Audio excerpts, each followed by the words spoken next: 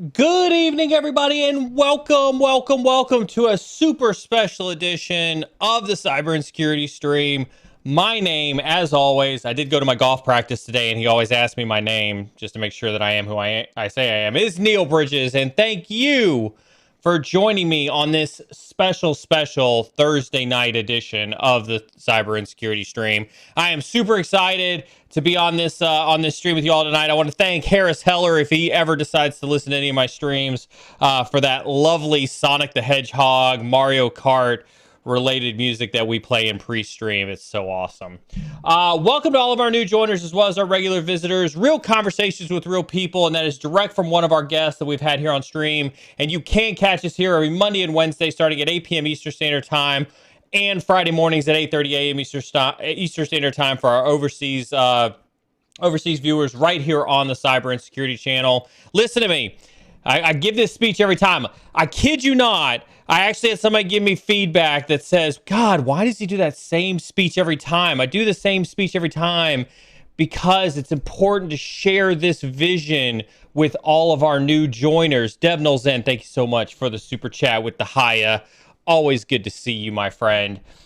Listen, we really are here to have real conversations with real people about the state of cybersecurity and really elevate that conversation to a much broader audience. Now, you'll oftentimes hear us talk about truth bombs, hot seats, and soapboxes here on this stream. And this is because as an industry, we're not a fan of talking about these realities.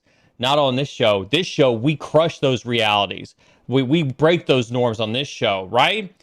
That's because in our industry isn't a fan of talking about those realities. And that reality is that cybersecurity is an ever-changing landscape, and our goal is to focus on multiple avenues, multiple aspects of that industry.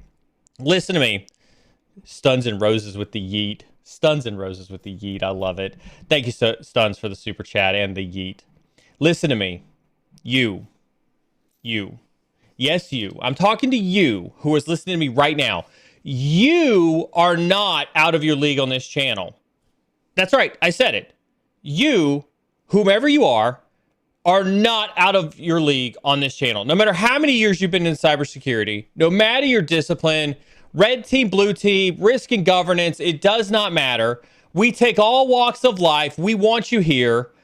We are here to discuss the industry impacts of the current landscape and the art of the possible when dealing with today's cybersecurity issues. So, whether you're an experienced veteran, thank you so very much for joining us. We appreciate you sharing your experience with everybody in our chat.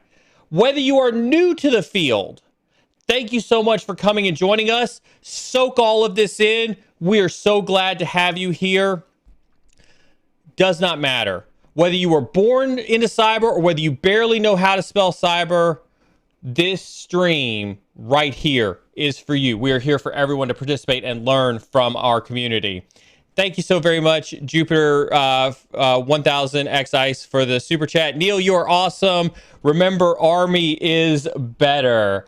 I'll give you that one for the super chat, and that's okay. We always tell all the other services that they're better. We know the Air Force is the best. Gotcha. With that in mind, we regularly try to have professionals from across the industry. Tonight, I'm joined by my good friend, Tom Kellerman. I'll introduce him here in a second. We do have moderators in chat. I want to personally thank my moderators each and every stream for their dedication.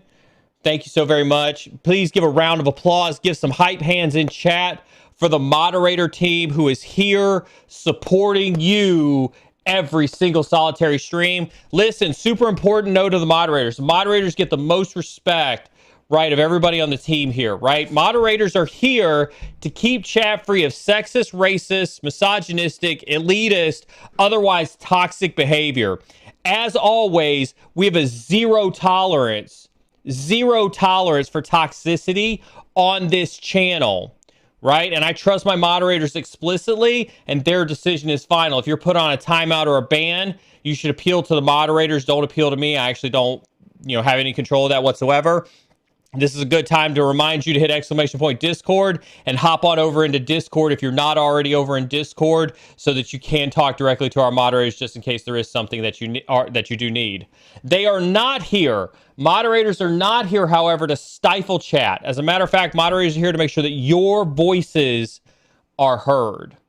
With that being said, I'll be answering questions on stream, but I know you're not here to listen to me ramble. Lord knows you listen to me ramble enough as it is.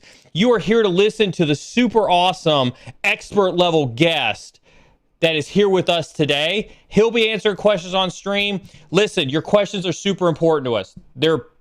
I say that every stream. I can't stress that enough every stream. Your questions are important, right? And they are the prime value that comes from our stream being live.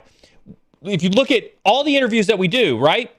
You can catch the interviews live and you can ask your questions to experts like Tom Kellerman or any of the other experts that we have on stream live on stream.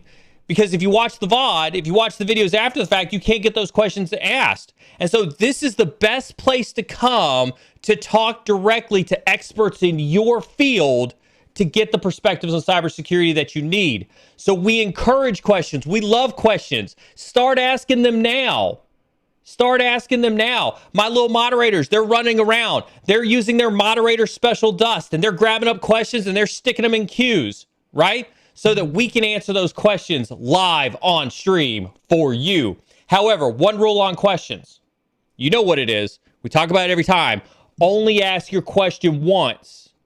Only ask your question once. Asking it more than once may be considered spamming, and you may be put into a timeout or potentially a ban. I promise you, we do see them, and we try to get as many answered as possible on our time on stream together. We do broadcast via YouTube for our regular scheduled broadcast. Jack's SecIT's Tipsy Cyber stream tomorrow night will be the last Twitch stream, and we are officially, after tomorrow night, 100% on YouTube. You can find the videos over on the YouTube section, the video section on YouTube. Basically, do make sure you hit that ! Socials. Do follow us on all of our social media accounts. We are here for you, the community, and we do strive to bring you the most intriguing opinions, points of view, and conversations in the cyber industry each and every stream. What was that movie? Each and every Beetlejuice. Yeah. Where he goes like, never mind. That's probably too dirty for my mods. Each and every stream. I love that. We appreciate all of our followers. We appreciate all of our subscribers. Thank you so very much. First and foremost, I want to thank all of our veterans for their service and sacrifice, past, present, and future. Thank you. I'd also like to thank our partners in no particular order: Battleship Security, Attack IQ, Elastic, Query.ai, VMware, Carbon Black, Net Abstraction, US Cyber Games, where we are an official media partner for, Josh Mason, the Cyber Supply Drop, and of course, At-Root Beverages. You'll notice this is not an At-Root beverage. I'm still waiting for my shipment of At-Root beverages. Apparently, you all have made sure that At-Root supply has been incredibly diminished. Listen, super important part about partners. They provide prizes and discounts for you all. They're the reasons that we're able to do giveaways all the time. So my ask is that you do hit that ! Partners. Throw them a tweet. Throw them an IG at. Throw them a LinkedIn at. Tell them you saw them on the Cyber Insecurity channel. You saw how awesome they were. At the end of the day, we ultimately do this for you, the viewers, and zero of this would be possible if it wasn't for you. So thank you so very much for that. We have been, and we will continue to deliver you content as long as we can, and any and all proceeds earned on this stream do go directly to contributing to continue to improve the quality of the content and the giveaways. Awesome. Those logistics out of the way. How's everybody doing tonight? Hope everybody's doing a great job. I'm super stoked. I am super stoked for our guest tonight. Before I introduce him, I'll introduce him in a second. Want to remind everybody, as I mentioned before, don't forget, we won't be streaming on YouTube, on Twitch after tomorrow night. We'll be streaming exclusively on YouTube. We're starting to narrow down the notifications piece of YouTube, but we do continue to encourage everybody, hit that subscribe button, turn those notifications on so you are aware of when we go live. Set the reminders. One of the reasons that we do like YouTube is that we can set the streams up ahead of time so that you can do the reminders. Make sure you set those. That way you don't miss the streams. Also, you'll notice that we've added a new channel to Discord. If you're in Discord, you should be in Discord. We've added a new channel for Discord. It's called Stream Clips. On Twitch, you could hit a clip it button and it would try to randomly, get a clip in on stream. YouTube allows you to do that in a much more fluid fashion. And we've added a channel so that you, the community, if I say something, if my guest says something, if there's a question answered, if I spill coffee again or spill tea again like I did on stream that one time, you all can grab that in a clip and share that with everybody in the community. And so I highly encourage everybody to utilize that clip function of YouTube, create those clips, drop them into that share clip section of Discord. Who knows, your clip may show up on a YouTube short or on social media, and you'll get credit for that. All right, awesome. Now, without further ado, let's talk about our guest tonight. Our guest tonight is incredibly credentialed. I'm so super excited for our guest tonight.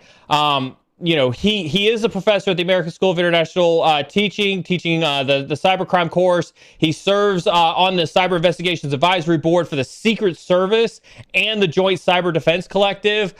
In the past, he served as Chief Information Security Officer Chief Cybersecurity Officer for Trend Micro, Vice President of Security for Core Security, Deputy CISO for World Bank Treasury. His list goes on and on and on. Commissioner on the Commission of Cybersecurity for Barack Obama. He was Chief Cybersecurity Officer at Carbon Black before VMware bought him, and now he is the head of cybersecurity strategy at VMware. Please, everybody, put your hype hands up in the air for my good friend and guest tonight, Tom Kellerman. Tom, thank you so much for joining me and my team on behalf of everybody. So glad to have you here. Would you like to say a couple words to the audience? Yeah, thanks for having me, and I appreciate everyone tuning in tonight. I'm a straight shooter, so tonight I'm going to go straight off the cuff, and I'm going to be as honest as possible. I will tell you what I know, and what I don't know, I will look into. I like that. That is a fantastic way to start. Let's jump right into it, Tom. And this was something that I think you and I had first talked about when we were doing the pre-interview. Was you advise for the Secret Service? I don't think a lot of people are aware of the Secret Service's role in the cyber defensive strategy. Can you talk a little bit about that? Happy to. So let's take you back in time. Secret Service was the first federal law enforcement agency, and they were created right after the Civil War to go after counterfeit currency. And they were part of the Treasury Department. They only moved into physical protection of politicians and presidents, essentially, after McKinley's assassination. But they always had that dual role of financial crime investigations and protecting the financial sector as well as protection. After 9/11, obviously, DHS needed a true law enforcement arm within it, and so they absorbed Secret Service and Treasury. But the majority of bank heists in cyberspace, the majority of the financial crimes that occur in cyberspace are investigated by the Secret Service. And any systemic threats to the financial sector as a whole, like attacks against the DTCC or the Treasury or Federal Reserve System, is all defended by the Secret Service. So where are those lines of delineation then between, say, the Secret Service and the FBI, right? Because when you say attacks against a financial institution, I think oftentimes we think about the FBI getting involved in that. Where do those lines, kind of start to split or differentiate? So first of all, Secret Service actually has a functional relationship with the FBI. I'll say functional because it was a bit dysfunctional 20 years ago. But the point of the matter being is, they form joint task forces against certain threats. The FBI has a dual mission, right? They do counterintelligence and law enforcement. But essentially, Secret Service has the bailiwick. They run point on all financial cyber events against financial institutions as a whole. In addition to that, they run cyber as it relates to protection, because there's that dual mission now, given that cyberspace is now manifest in reality, where they have to actually protect dignitaries, whether they be foreign heads of state, ambassadors, the president, the former president, in a dual fashion, in a hybrid way. So they also have to assign capabilities to that. That's incredibly interesting. I admit that in all my times in the Air Force, the Secret Service wasn't necessarily somebody that we always sought out in terms of cyber, and so it's interesting to kind of see even a part when I was in, see them have such a huge role in there. I think when we talk about, if we kind of keep down this Secret Service path, I want to kind of talk more about government roles, because you yourself are a self-proclaimed Beltway kind of guy, right? Yeah, it used to be. I moved out to Colorado 3 years ago. That being said, yes, I am. I understand the policy dimensions and the technical dimensions of the cyber insurgency that we are facing. I would just want to add one thing. Yeah. The board, the Cyber Crime Investigations Advisory Board for the Secret Service, and it's a mouthful, typical government acronym, was purposely created to do two things. How do you modernize the mission of the Secret Service, given all of the latest technologies and threats? As well as how do we create strategies to disrupt the dark web? And a lot of what we will discuss today will be about exactly that. How do we disrupt the dark web, whether it's within your own network, for those of you who are operational, or whether it's espousing for public policy and action from policymakers as it relates to greater authorities to disrupt the dark web. So let's dive into that a little bit. What are some of the strategies that you can talk about that kind of talk about that whole disruption of the dark web? Sure. So let's just talk about the dark web for a minute. I mean, many of you are very familiar with these forums, but let's just understand the scope and size. So the economy of scale, and that's what it is, of the dark web is $1.5 trillion a year, which makes it larger than the 5 largest tech companies in Silicon Valley, which is ironic too, because the internet rides on those companies and the backbones of those companies. The majority of the proceeds of cybercrime are funneled into Russia.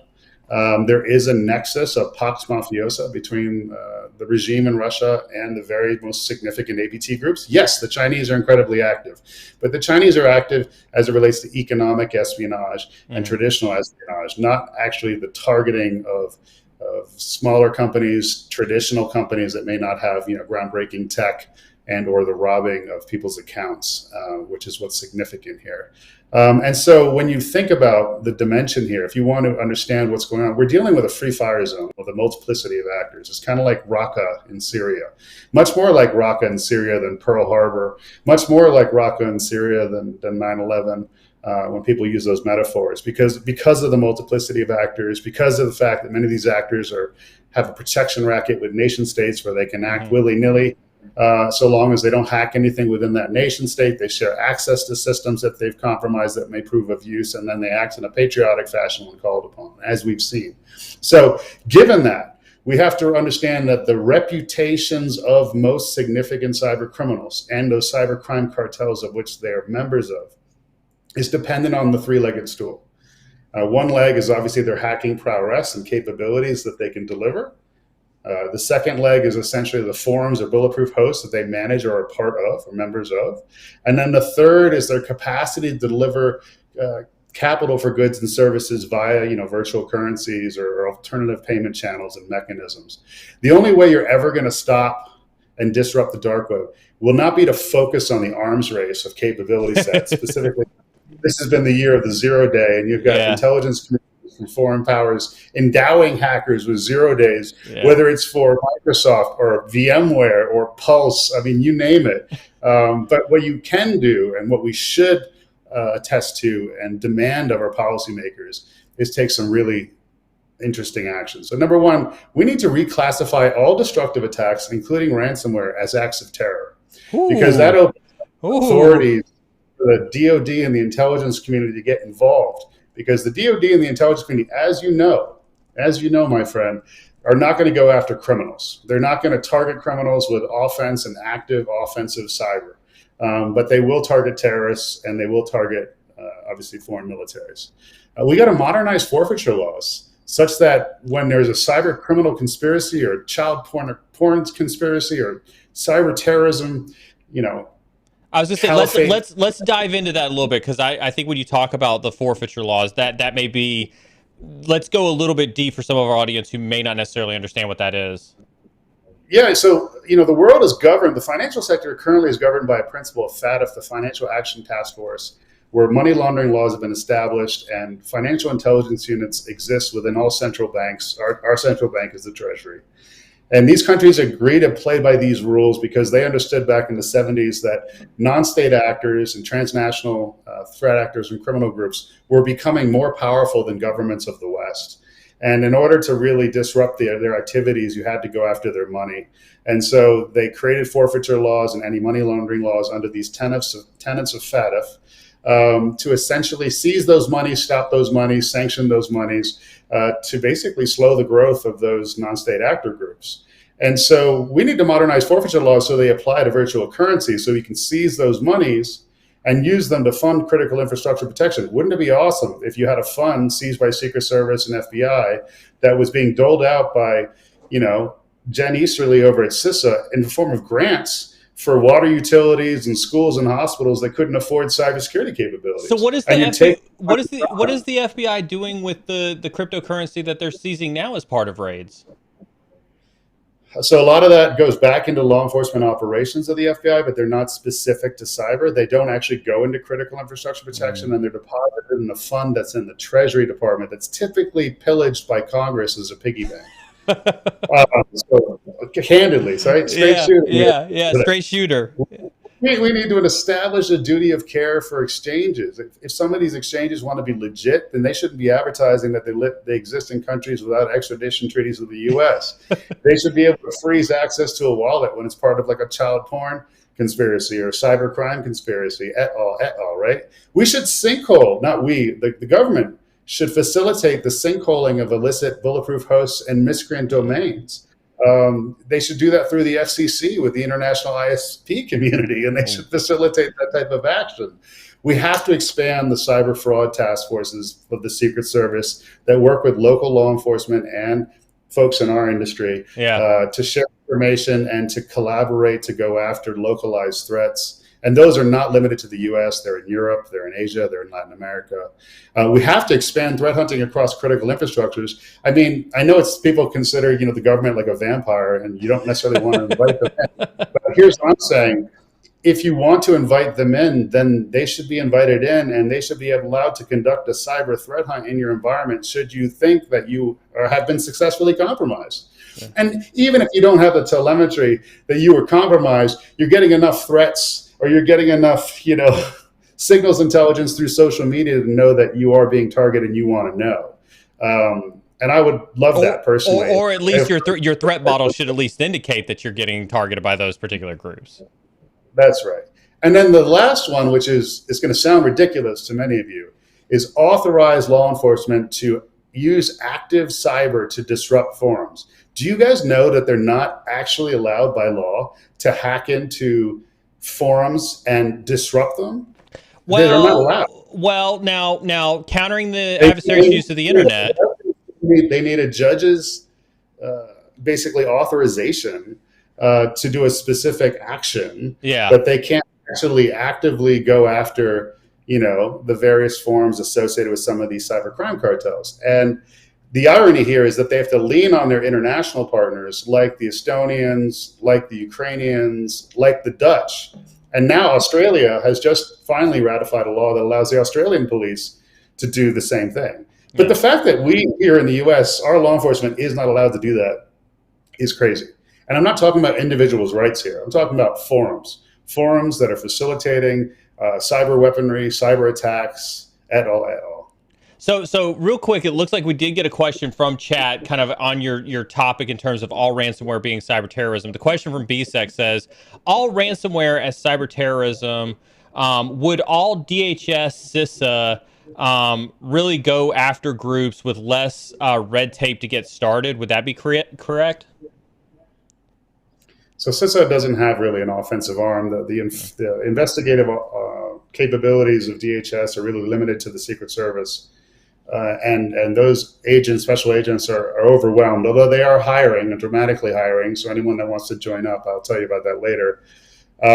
This will be more about the combined efforts. See, right now, the intelligence community and the DoD are sitting on the sidelines because they are traditionally focused on, nation state threats Mm-hmm. or terrorist threats. And then in the nexus here, in the fog of war, you've got these proxies for nation states that are the cyber crime cartels, many of Mm-hmm. which are leveraging ransomware attacks.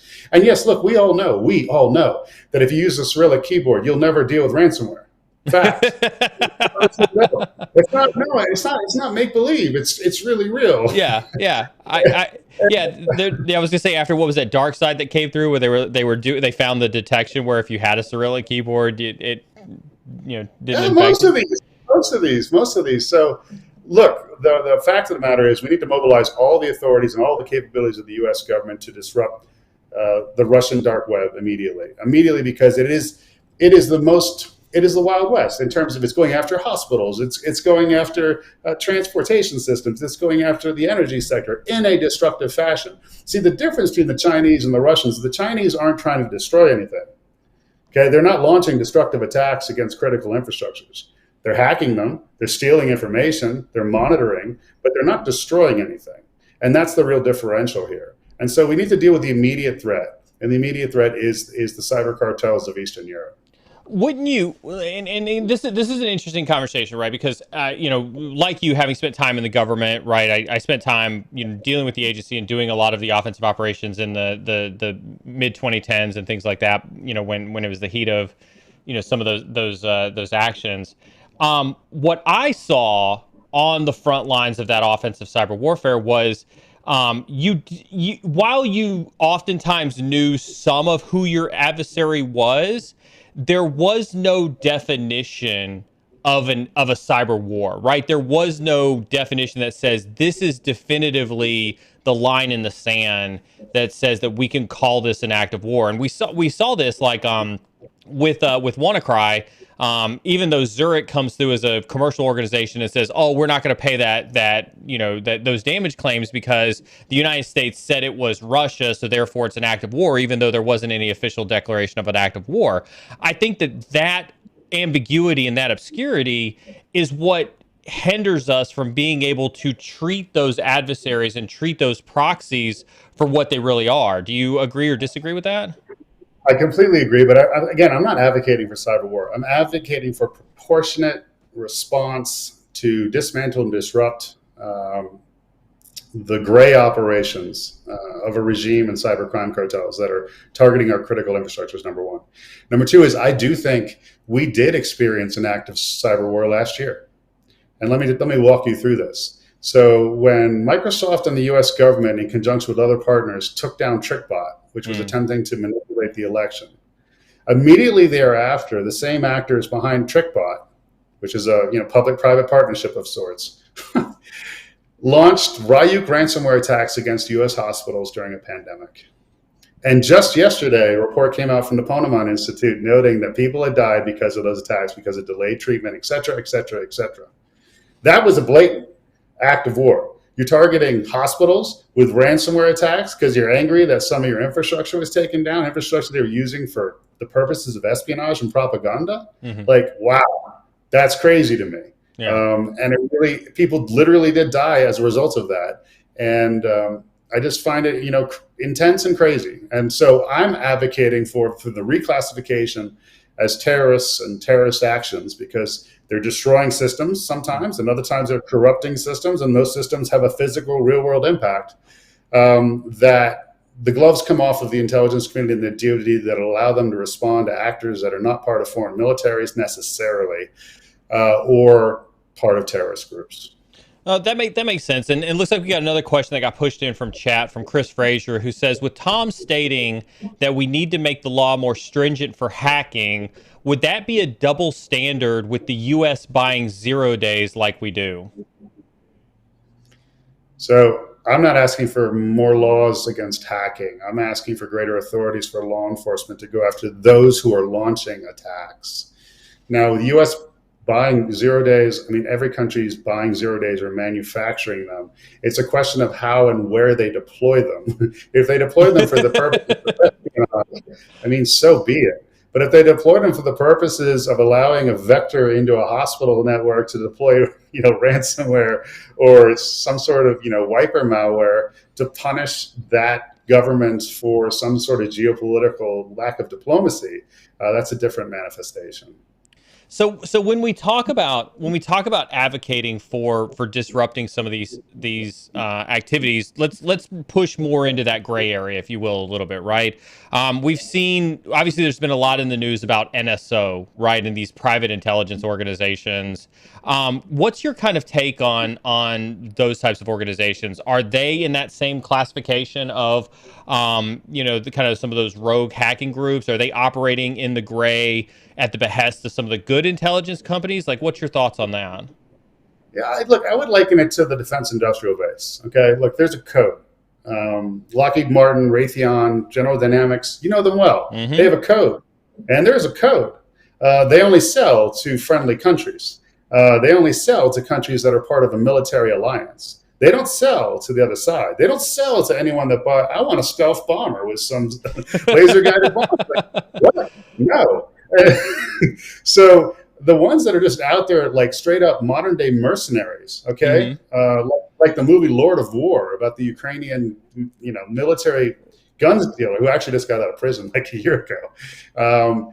Yeah, I think that there needs to be a code of conduct and a code of behavior, or you will deal with the reaction, both soft and hard power reaction from people who have a code. I don't see why there has to be made a distinction. They made money, the almighty dollar. They didn't even have a code. They sold 0 days to whoever and whatever, and it needs to stop. I think that that's what frustrates me a little bit, right? Is that it's not only that we don't have we can't believe that capitalist economy affords people a moral code to do what's right or wrong. And especially in an area where, we haven't classified cyber war. Hell, we haven't even classified cyber weaponry. I mean, I know we do in the military, and we're very, very proud of calling our 0 days and things like that weapon systems. But, as an international community, we haven't called what the NSO does or what Hacking Team does or what any of these other organizations does. We haven't classified that as cyber weaponry. And so, you can't really blame them for not having ethics in a capitalistic society. I hear you. And this goes back to a history lesson for those folks who are new to cyber, which was one of the greatest, hacks in recent memory was against Vault 7 by a group called the Shadow Brokers, which was basically a collaboration between intelligence officers and some of the digital dons of cybercrime. And they stole the very best weapons, maybe created by you, brother, from the NSA and CIA's vault that held these weapons. And what's ironic, let's go back to ransomware for a minute, is the original piece of ransomware was developed by the US government, not to conduct ransom, but just to paralyze systems, okay, during warfare. And that was then reversed on us with, both NotPetya and WannaCry. But let's be clear on WannaCry. Who do you think gave the North Koreans WannaCry? The same people that sell them missile technology? Probably. Yeah. Yeah. And so the whole ransomware epidemic began there, but in fact, it was our weapon.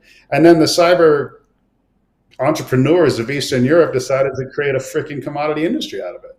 Now all the way through affiliate structure stuff. And it's an amazing business model. It's working incredibly well for them.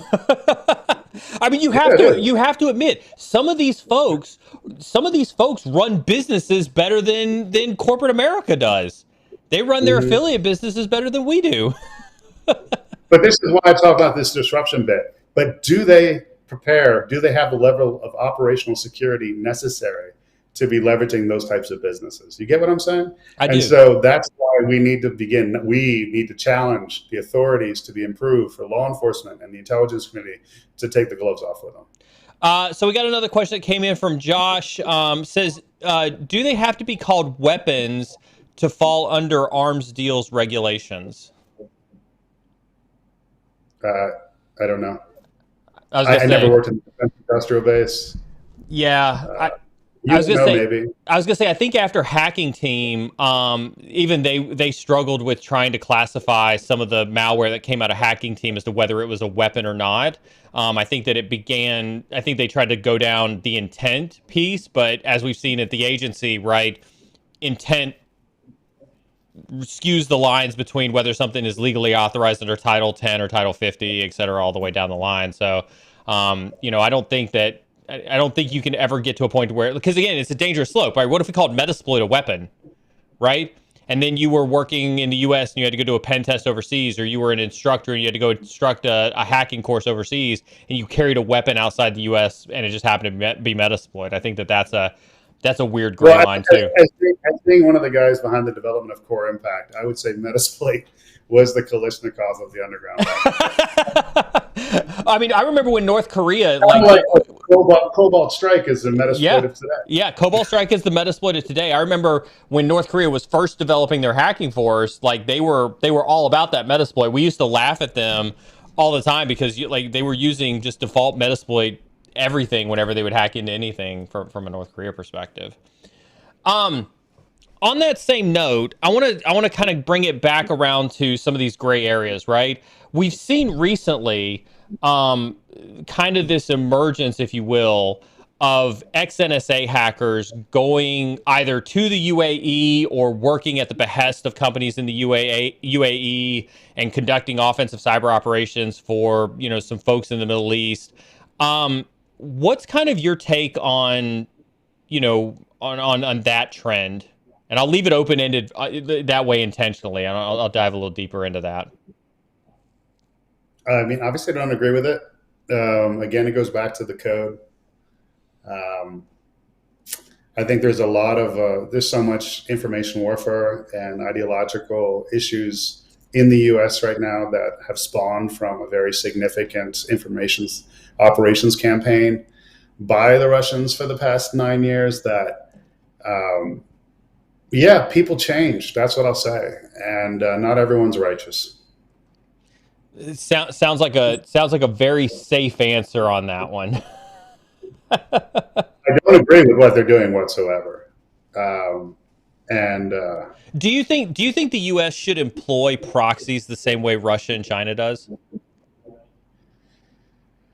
So again, what Russia and China do, which is unique, they don't employ proxies. They give them a protection racket and give them untouchable status. Sorry, I guess I consider that employment because they allow them to keep the earnings from their cyber criminal activity. Right. I think the U.S. needs to first give a shot to taking the gloves off of Cyber Command and empowering the Secret Service and FBI to become more active internationally. Not only with their own activities, but with their partnerships that they have that are pre-existing. I also think that companies should be allowed to, at a minimum, destroy their data when it leaves their infrastructure, track their data, and have it beacon home when it leaves their infrastructure, and or encrypt their data with a new algorithm when it leaves their infrastructure.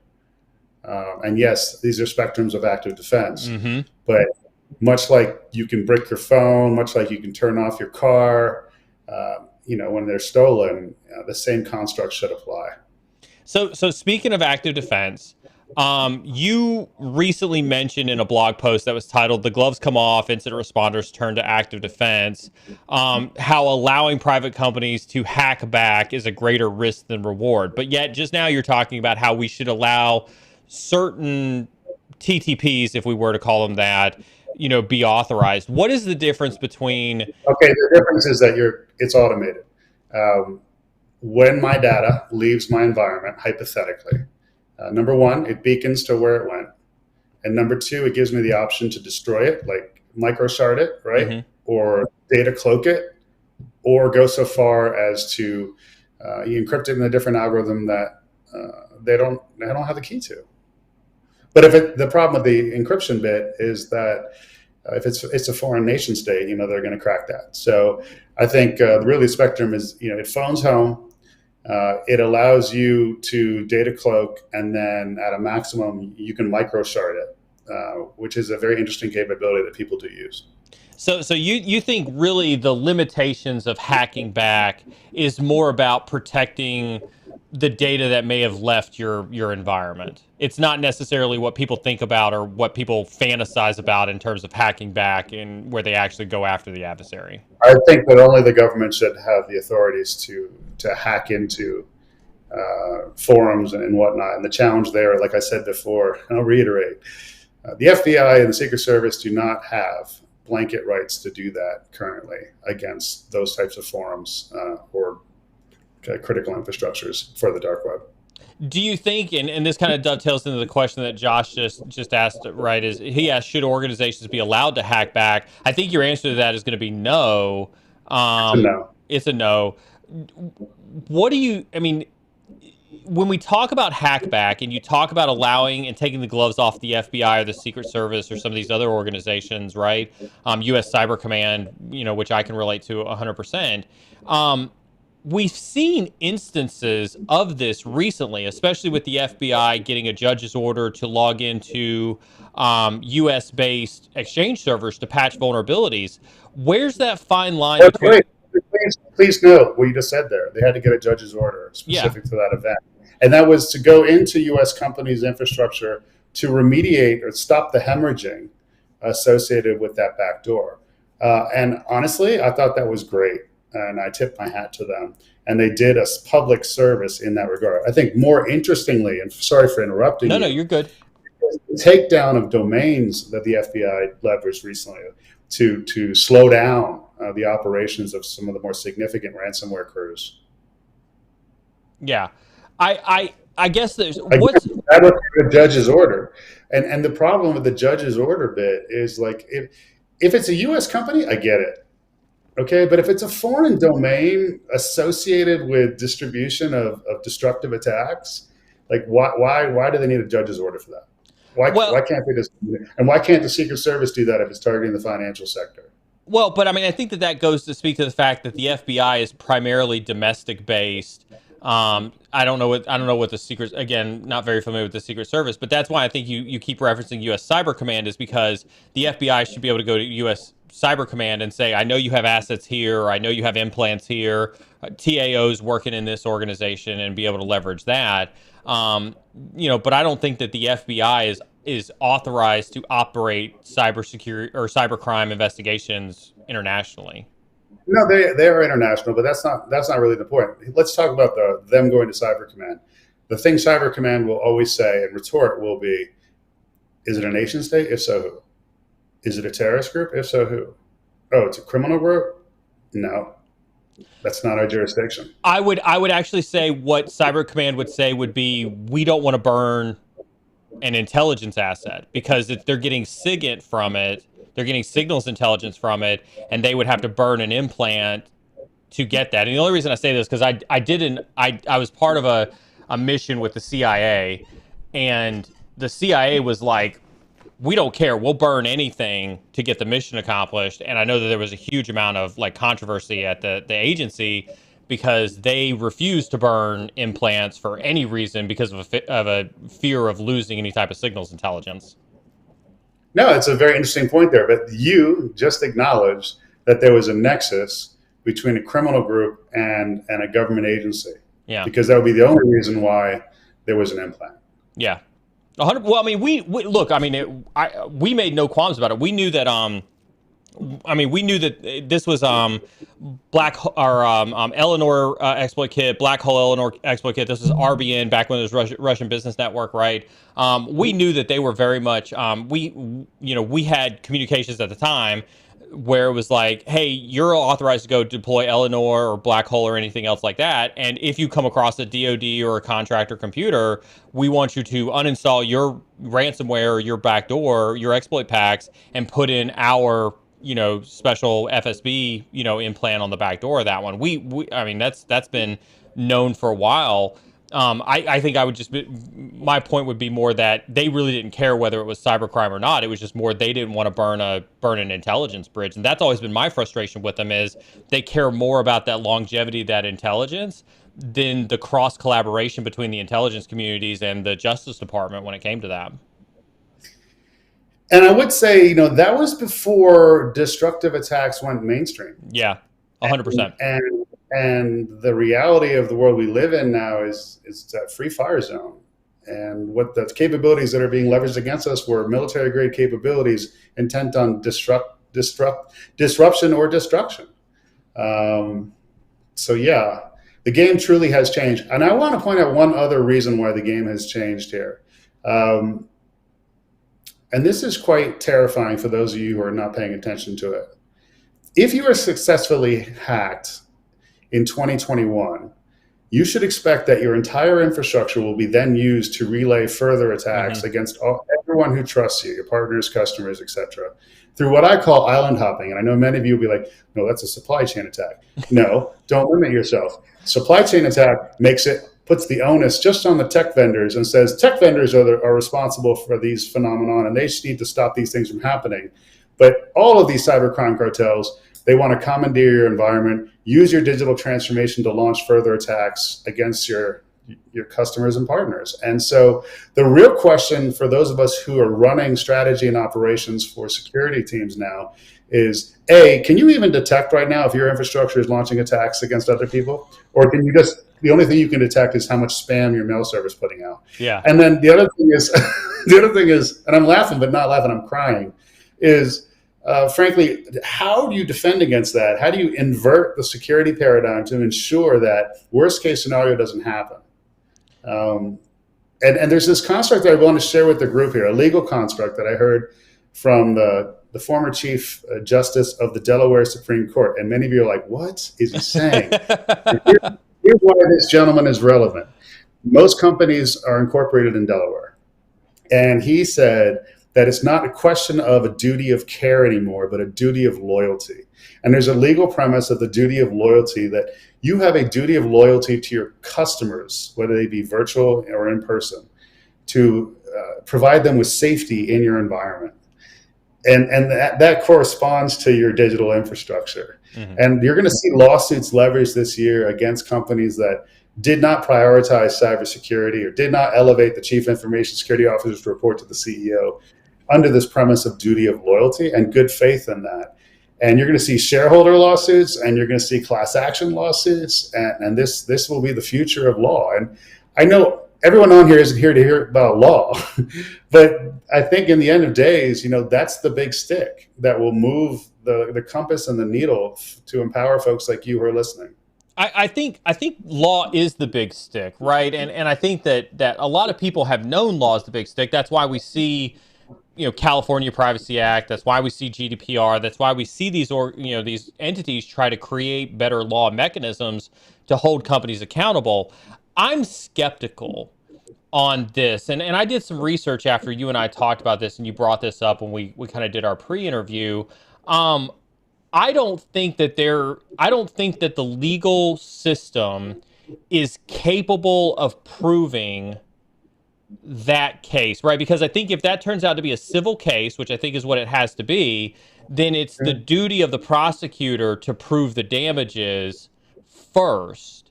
And I don't think that there's enough legal precedence to be able to do that. Do you agree or disagree with that?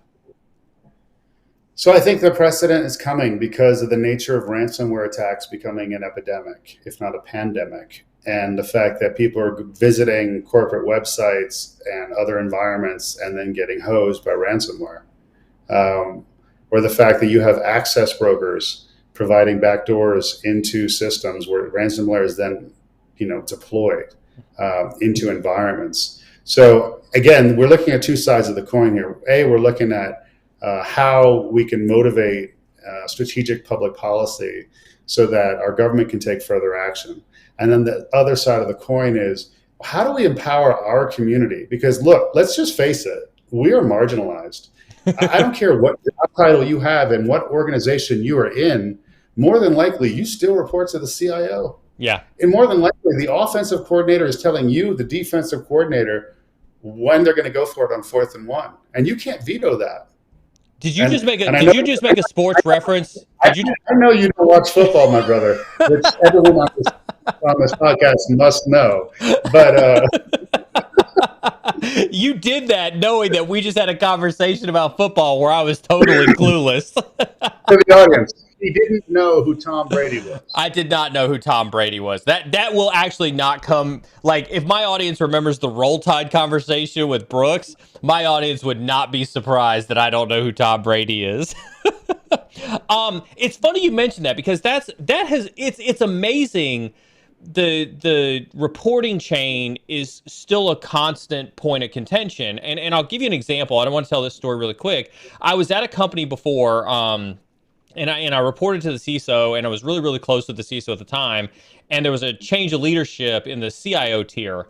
And me and the CISO and the director of architecture sat down, over dinner one night, and the CISO was like, CIO X is leaving, and we were like, yeah, we heard, and blah blah blah blah blah. And he said to me, do you think I should go to the CFO and pitch for a change of leadership? And me and my peer, the director of architecture, was like, absolutely 100%. And the CISO was like, no, I don't think so. I don't think I bring any value to the CFO's, org structure. And I think we were just all floored, because I think we're in the same boat as you. Is it's like, you can't possibly go to the board and rat out your boss and expect to be, an objective third party in the security of the organization. And I want to say something provocative right now. Go for it. We love provocative. Everyone is digitally transforming, and by the end of this year, 2 years into a pandemic, everyone will have digitally transformed, whatever the hell that looks like. It's now time for the CISO to be the boss of the CIO. Hold on. I think that needs to sit in for a minute. I think that needs to sit for a second. You think the CISO should be the boss of the CIO? Yes, because the long-term sustainability and safety of your digital transformation efforts will be dependent on their success. And given the advent of island hopping, which is now the current worst-case scenario, and destructive attacks, it is more important to secure that environment than it is to build the latest and greatest widget. And for every company in the world, from bank to defense contractor, to call themselves a tech company now. You will never see that happen in our lifetime. I'll be so bold to say that. Hey, a boy can wish. What is the right conversation for a CISO to be having with a CIO right now? Knowing they're marginalized, knowing they have the smallest voice at the boardroom table, knowing that they're ratting out the boss, what is the best conversation a CISO can have now? So yeah, you have to have a serious conversation, but you got to be well aware of sensitivities of the CIO. And the CIOs, if they've been there for a while, they've built this thing, and now you're going to call their baby ugly. And so you don't want to point directly at their baby. So you first want to challenge them with some thoughtful questions related to their, cloud provider or managed service provider over here, so that they can learn from those lessons internally. And you need to get the authorization to create a threat hunting team, if you don't have one, and conduct a systemic threat hunt, both through your environment, but also into this major provider's environment, or have them attest that they're conducting threat hunting across the same attack paths that you've identified. Here's why. This is fundamental, because if you do that, you then write up a nice, concise report that's in business language specific to the business that you're in, and you send it not only to your CIO, but to the entire C-level. And those are non-theoretical, real challenges and threats that are within the organization or their supply chain that must be dealt with. And should they choose not to do it, they are now criminally negligent. So that you have convinced them to run an activity against something that they didn't build, but that corresponds to their own internal security posture. And then you have reports documented, and then now you're bulletproof. Allegedly. I'm incredibly cynical on the CISOs. I think the CISOs should end up becoming more fiscally responsible for cybersecurity incidents, the same way that the CFO and the CEO are fiscally or fiduciary responsible whenever there's a fiscal downturn in the company. So you say CISOs. What about the CIO who just rolled out that new DevOps process that created some containerized environment that wasn't secure, that then created a risk and attack vector into the environment? The CISO said, don't do it. And the CIO said, we're doing it. So the CISO should... Yeah. Most CIOs are fiduciaries in a company, though. Most CIOs are already a fiduciary. And I think that's the problem, is that it stops at the CIO and it doesn't extend down to the CISO. I'm with you in terms of pulling the CISO out from the CIO, but I also want to make the CISO a fiduciary for the company so that they hold that same, legality of a lawsuit risk when it comes to any type of cybersecurity issue. If that were the case, then they should, at a minimum, be autonomous from the CIO, have veto power over CIO decisions that can increase the attack surface, and have at least 20% of the IT budget under them. So then they need to report to legal, is what you're saying. No, no, CEOs. Yeah, but honestly, the best political move any CISO should ever make is to get tight with the general counsel. Why is that? I know the answer to this because we talked about it before, but I think the audience would benefit from this. Specifically to what I'm saying is what I said earlier. It's the duty of loyalty. It's good faith and the duty of loyalty. Any GC will get that construct, and they will understand that there's a not only operational risk and systemic risk, but there's a reputational risk involved here, and it's not going to be solved by getting the big beltway bandits to come in and run an audit and provide you with a checklist of recommendations to solve it.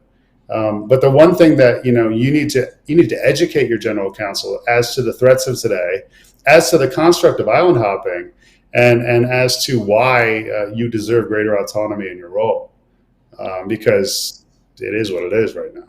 Yeah. I want to pivot on you here really quick. I want to kind of talk a little bit about some of the changes we've seen in the last year. This has been a really good conversation. I want to bring it back around to this a little bit.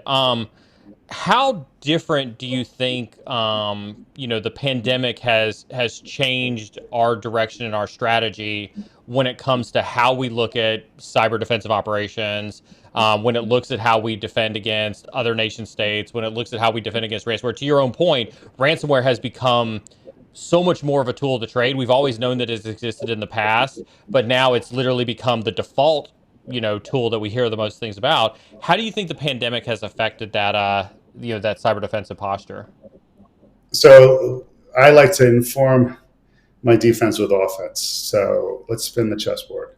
The pandemic was historic for the cybercrime cartels because of significant reasons. Let me explain this to you. One, traditional criminals couldn't operate because of the lockdowns. And traditional criminal syndicates, the big ones, Russian Mafia, Yakuza, the Triads, the Italian Mafia, et al., were limited in their capacity to deliver goods and services of nefarious art form. So they themselves began to migrate online, okay? And they needed capability and they needed technical expertise, which made essentially the cybercrime cartels into beltway bandits, which is why you see these affiliate programs and ransomware as a service, et al., et al., et al. So the migration finally happened between traditional crime and cybercrime. Number two, nation states really held on tight to their national assets and used them for greater purposes as geopolitics and political tensions increased. And they allowed these folks to really take off their gloves. But more importantly, they armed them with capabilities like 0 days to get initial penetration, so long as they provided the backdoor access to the intelligence services. And then finally, network security fell on its face, and our over-reliance on VPN tunnels became our Achilles heel. And that I want you to say that. I want you to say that again. I want you to say that again for those in the back that are still dealing with this. Network security fell on its face because of telework and our over-reliance on VPNs to secure access. A secure tunnel for who, for what? Again, it's a pipe for water. I mean, if you put polluted water into it, you pollute either end of the tunnel. So, it's been a challenge. It's been a significant challenge. But what we've done and what we attest to, we being the howlers specifically, which is the trusted advisors of VMware Carbon Black, is we talk about a construct of intrusion suppression. So, how do you suppress the intrusion? And what I mean by that is you have to respond to them in a clandestine fashion, but you have to suppress them. So can you detect, deceive, divert, contain, and hunt them unbeknownst to them in your environment? And do you have the capabilities to do that? So number one, can you audit current system state in real time? Can you, obviously automate vulnerability management? Are you using deception servers to protect yourself against attack paths that can't be defended against? Do you cloak your data? Do you make them second guess things? Do you use microsegmentation? Trust me, not all these capabilities are VMware Carbon Black capabilities. Yeah, I was gonna say these are just architectural principles. Yeah. Here's one: application control. Are you using it? Are you doing high enforcement? Because that's really tough to get around, although I know you've created ways around it. Apply just-in-time administration. No one should have administrative rights, even us in all times, because when we're finally popped, we're popped for good. Do you have workload security? And really, what does that entail? Are you conducting weekly cyber threat hunts across your environment? And are any high alerts from those threat hunts, are they going straight to the C-level and board? And then most importantly, have you automated, a capacity to do identity compromise detection and response through Active Directory? Because we all know that the majority of second stages of these attacks involve Active Directory misuse and compromise. And I also want to point out one thing for the threat hunters who are listening.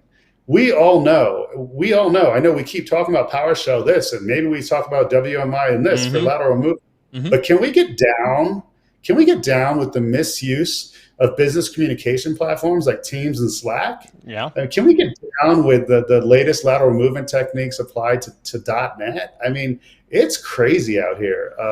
And yet a lot of us are constantly focused on PowerShell. Yet the most deviant and creative of these cyber criminals and spies are using things like Teams, Slack, and obviously .NET to pop us. Let me push you on that just a tad bit though, right? Because when we talk about some of the things that you rattled off, right? These are fantastic strategies. These are fantastic white papers even, right? You mentioned deception. You know how many organizations I've actually seen like deploy a true deception strategy and actually have it work? I mean, it's like zero that have actually done it and have it work. Like organizations that truly understand what it means to deploy a rigorous PowerShell execution policy that actually needs to be, that actually works for them, right? Organizations that truly, and I'm getting to zero trust, obviously, because zero trust is a fantastic white paper. It's a fantastic theory, but it's nothing more than a college thesis in my mind. It doesn't actually have any practical cybersecurity applications. And so while I don't disagree that all of those strategies are fantastic, and don't get me wrong, I love deception. I love talking about deception. I think organizations still fail at minuscule blocking and tackling. And so you can't even have advanced conversations with them because they're still failing at intermediate and beginner conversations. I concur, but you just used the term blocking and tackling and you don't watch football. So this goes back to the point that the defensive coordinator is reporting to the offensive coordinator, which is why they continue to fail with blocking and tackling. And that's the CISO reporting to the CIO. Now, zero trust is a journey. It's a long-term vision. It's a standard to espouse to. But from an architectural principle, I align much more with the original premise of zero trust, which was actually a real architectural model here in Colorado. The first Supermax prison, the ADX facility in Florence, Colorado, in the middle of a desert on a high plateau, was developed to house the worst of the worst. These people took over prisons from inside out. They ended up running the guards and running conspiracies on the street. Like, they were just megalomaniacs. Okay, they had cults of personality. So they had the best psychologists in the world work with the best prison architects. Yes, that's actually a field, and create the ultimate prison. And this thing was developed in such a way that it really limited their situational awareness, their capacity to move laterally, their capacity to communicate with the outside world. And that's the kind of environment we need to create for us in our infrastructure. Go ahead, break into my home, break into my environment. You thought the outside was tough? Watch what you deal with on the inside. And that's where deception comes in. You don't need to deploy deception widely. Just at a select attack pass that you can't truly harden because obviously business continuity purposes, right? Right. Or on select devices like the C-level and their executive assistance devices, right? I mean, in those specific places, like if you were targeting you would go after those spots, then that's where you want to use a little bit of deception.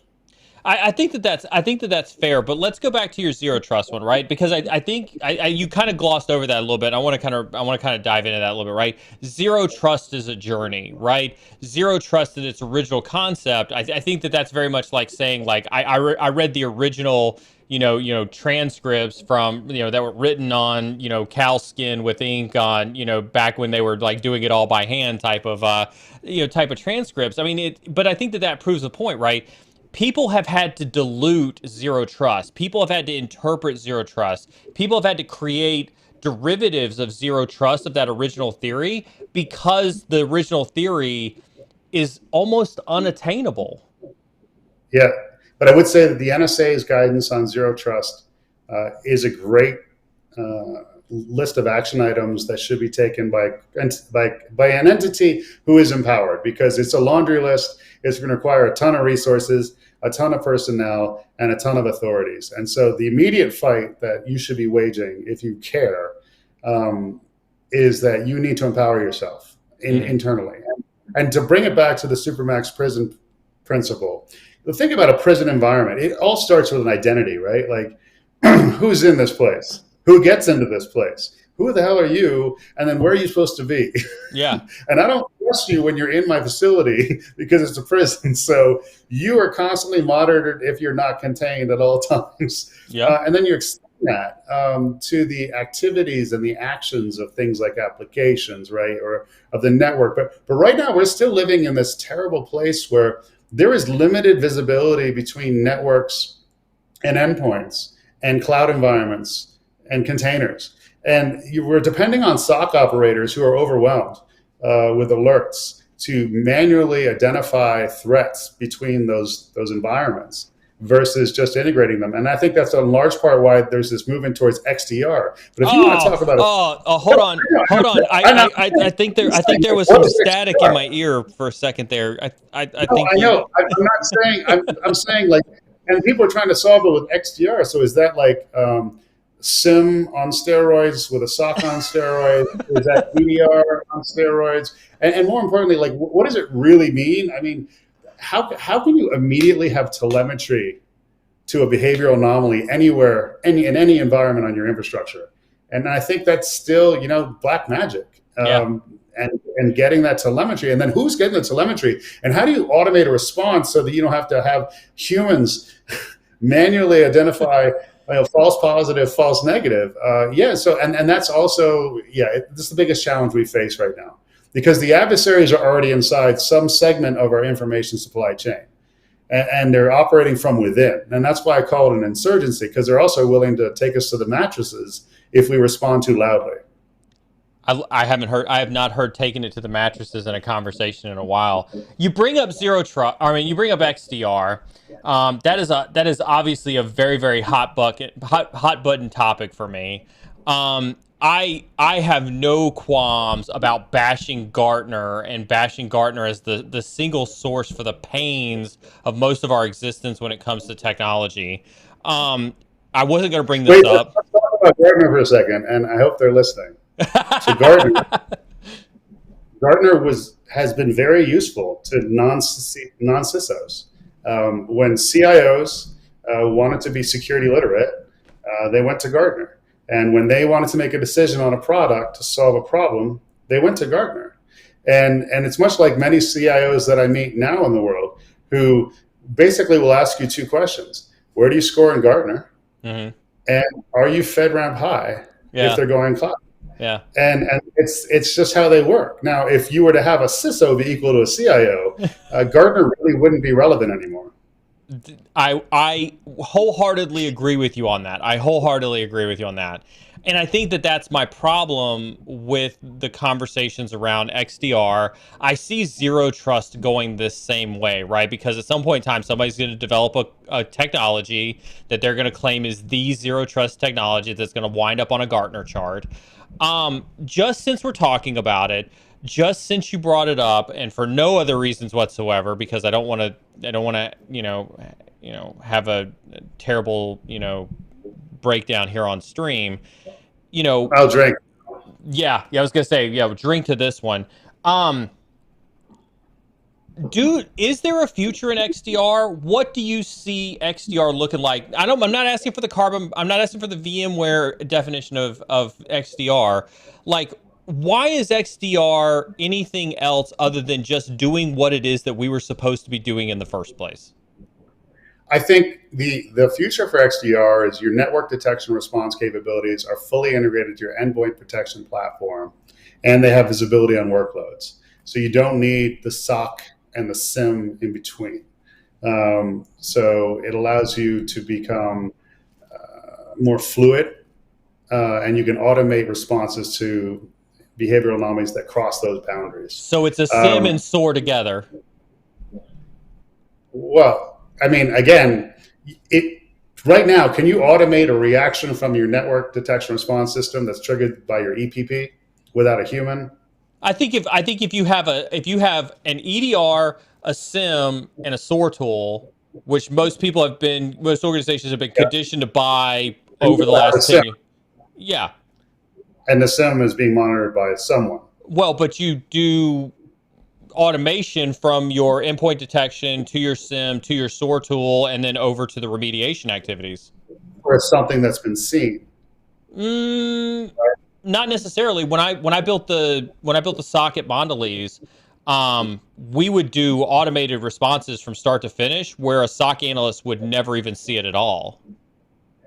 So this would correspond to new TTPs and new combinations of TTPs, because that's No, really where no, known the TP, known TTPs, known TTPs. and so the adversaries that I'm stressing on today, which is why we necessitate government action. Mm-hmm. We can't keep up with the new TTPs and new combinations of TTPs, the new attack code, new customized modular attack code that they're creating. And I say this as a security vendor. Yeah. And that's why I pushed so hard on the need to disrupt the economy of scale with those policy actions. So XDR, do I think it's the future? I don't know. you don't have to answer that if it's going to get you in trouble with VMware. No, I mean, it's not even about VMware. I think that, to your point, we need to do a better job of automating, blocking and tackling, but we also need a better job of protecting ourselves from inside out. And to the points about intrusion suppression and the 10 steps that I think in the immediacy of the moment of the threats that we face, if you want to invest in the most significant actions, those will be them. Like I said, I mean, if you can't audit current system state and you can't control your applications and you can't actively conduct threat hunting and you have no idea what's going on within your Active Directory functions or workloads, you're screwed. So everything that you just described, I wholeheartly agree with. And for the audience, just because I happen to see chat kind of scroll past on my screen, somebody said, "Why is this a hot button topic for me?" It is because before anybody ever had a definition of XDR, Gartner was out there marketing it and was basically saying that it is the next generation of detection and response before anybody literally had a definition of what it was, before anybody had a definition of what it looked like, before anybody built a technology on it or anything like that. And so that's exactly why I'm cynical on the concept of XDRs, because Gartner defined it for marketing before companies like VMware ever developed a technology or ever developed a solution for it. Yeah, I don't think anyone's quite there yet. No, right I now. I don't think so either. I've looked at several, and I don't think anybody's there yet. And everybody jumps on the bandwagon. I was talking to a vendor the other day. It was a log aggregation vendor, not Splunk. It was a competitor to Splunk, who literally just rebranded their endpoint detection XDR simply because it was built into their log aggregation platform. That was it. That was the only reason they did it. And it just continues to blow my mind that they're allowing Gartner to determine the future of cybersecurity without actually having any cybersecurity drivers behind it. Again, that just goes back to the governance crisis that we're in. They give this, and I think honestly, island hopping, the phenomenon of island hopping, the fact that more than 50% of attacks nowadays turn into an island hop. And that's basically my 142 IR and MDR partners of mine telling me this, who use our hunting capabilities. That changes the story. Like before, the board was like, well, how do we not have operations disrupted and how do we prevent our crown jewels from being stolen? When you make sure the board understands that now worst case scenario is the company that they sit on the board of is now attacking government agencies, regulators, partners, customers with destructive malware. That's worst case. That changes their tune. I believe that. When you talk about we have a governance crisis, we have a lot of folks in chat who are technical. We also have some folks in chat that are a part of GRC organizations, a part of risk and compliance organizations. We talked a lot about, geopolitics and nation state attacks and hackbacks and some technology and things like that. What would you say specifically to the GRC folks, about the things that we've talked about that would help them understand their role that they play in this new type of cyber insurgency and cyber dichotomy? I'll just give them a case study from my report, Modern Bank Heists. Within the report, it was noted that roughly close to 60% of the time when financial institutions were hacked this past year, They weren't actually going after wire transfer fraud. They were hacking non-public market information, market strategies of the institutions for the following day or month. That kind of digital front running and digital insider trading and the surveillance necessary to prevent that from a traditional insider perspective typically falls under what's called the surveillance unit or department that is typically under the head of compliance, right? But the cybersecurity folks weren't monitoring for that type of behavioral anomaly on the portfolio manager's system. The endpoint of the portfolio manager who's dialing in from home, and then there just seems to be someone else on the box every day when he's lining up his strategies for trading the following morning. Yeah. Nothing's being exfiltrated, nothing's being destroyed, no malware is being employed. Just watching. Yeah. And then they're not even trying to understand, well, oh shit, this bank over here just made the same move we did, and they made it 5 minutes earlier. Do you see how much money they moved? No, this isn't a joke. This is the quintessential perfect example of those people who run surveillance and or compliance. The way they would deal with insider threats of yesteryear, they need to sit down with the CISOs and heads of security to discuss what does a digital insider threat mean? Given the island hopping phenomenon and given the nature in which the adversary has done so much reconnaissance on us that they know that our crown jewels are the non-public market information and market strategies, or the strategies that we're going to employ as a large corporation. How do we protect those better? That's the conversation that must be had. So I challenge them to have that conversation, to ask the CISO, are you looking for behavioral anomalies not associated with TTPs, but associated with like traditional actions of insider trading, because Active Directory was compromised associated with this account for this portfolio manager or for this person that runs, mergers and acquisitions. Insider threat has always been an interesting, initiative, if you want to call it that I've witnessed over my time in building security teams. Organizations talk about needing it and talking about having to have it. Nobody understands how to implement it. Nobody understands what it is that they're looking for. It seems to be this very elusive thing that nobody realizes is important until somebody walks out the front door with 2 terabytes worth of sensitive data on a hard drive. Agreed. But also the folks that are like purists, that the greatest threat is the insider threat, they don't create strategies around the digital insider threat. What if the terabytes didn't need to leave?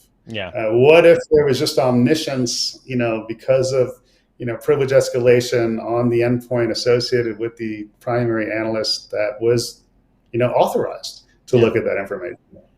And that's the problem I have with the folks that are diehards on insider threat is that they don't appreciate the digital insider threat. They think the perimeter will hold and the threat is from within, but the perimeter won't hold, as proven by last year. Yeah, totally. All right, Tom, I appreciate you going back and forth with me. We've got a lot of questions lined up that I'm gonna ask the moderator team to start pushing here in a second. But first, I know we have a ton of people right now who are super, super excited for the giveaways that we do have set up for tonight. And Tom, I want to thank you and the VMware Carbon Black team and Liz, for facilitating these giveaways. You all have been a great partnership, and I do truly appreciate it. Sec IT guy is standing by at the ready. The first giveaway that we're going to do for tonight, I'm going to do the easy one first, because I didn't realize how many people, Tom, didn't know what a Theragun was. I didn't realize that wasn't like I saw those ads on Instagram all the time, and then I know you all had sent me a Theragun last year before we had moved from Chicago to here, and I started to use that thing, and I was like, this thing's amazing. So for those who don't know, maybe one of the mods can link what a link to a Theragun looks like, but it's this like device that's got like this pile driver that goes like 100 miles an hour, and you put it on your muscles, and you do that for like 15 minutes, and all of a sudden you feel like $1 million. A piece of advice for you, if you're getting that Instagram ad, you should turn off Siri. I should turn off Siri. Yeah, I know. I really should, but I got to be on Instagram to promote the stream. So I'm going to ask Sec IT Guy to run the giveaway for the Theragun first. We have 2 giveaways for tonight, so I want to remind everybody, don't just leave just because you didn't win the Theragun. We got 2 giveaways, and the second one is going to be for 2 winners versus 1. So there's going to be 1 winner for the Theragun. You're going to need to be able to provide your name and your physical address, so don't be ashamed to do that. If you're ashamed to provide your name and your physical address, don't enter the giveaway for the Theragun. And then I'll ask one of my moderators to push a question up on screen, and we'll get that one underway. This one comes in from Brian Godfrey. Tom, he says, Mr. Kellerman was saying before that gloves should be taken off. Do the agencies involved have the manpower if that order came down today? If not, should the gloves really come off? Cyber Command has the manpower. The FBI is doing pretty good with retention and recruitment. Secret Service has a ton of job openings right now, and local law enforcement has a ton of job openings open right now. And again, the gloves coming off is specific to law enforcement, the intelligence community, and the DoD.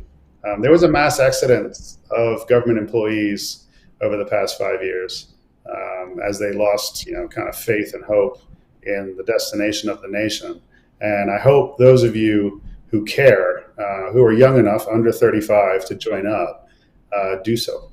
I think the interesting part about the gloves coming off of the manpower conversation was I did some work with the FBI in 2013, 2014 when I first got out of the Air Force, and they were very, very transparent then, saying that they do not have the manpower to investigate all of the cyber criminal activities. Now, I completely agree with you that U.S. Cyber Command has the benefit of all of the armed forces between Air Force Cyber, Mars Cyber, Army Cyber, Navy Cyber across the globe to do that. But I would almost go back to, I don't think our domestic DOJ forces in the FBI, they definitely don't have the manpower to support a gloves off strategy. I don't know if you want to counter to that one.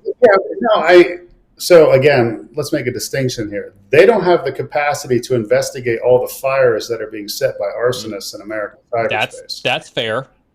They do have the capacity to target, the 10 to 12 most significant dark web forums where the majority of ransomware attacks are created and or launched from.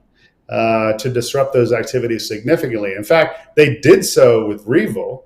I'm theorizing here, but now REvil's back. They did so with TrickBot, but now TrickBot is back, and even worse than ever. And that's because of that nature of that relationship between the intelligence services over there and the cybercrime cartels. But they did so for REvil, I think, because there was a court order, but we'll never know about it. Mm-hmm. They did so with TrickBot.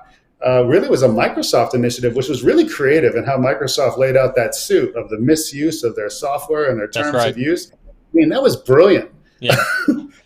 Well, and that's why I think I would almost argue, and I know that there's a lot of hate a lot of shade that gets thrown on Microsoft. But I would almost say that when you look at the government agencies, Cybercom excluded, because I think Cybercom obviously focuses very much on SIGINT or Title 10 warfare operations, right? Microsoft has done more to combat cybercrime than a lot of government agencies have. Microsoft's government affairs and legal team have been incredibly creative and have done historic and Herculean work in attempting to civilize their environment.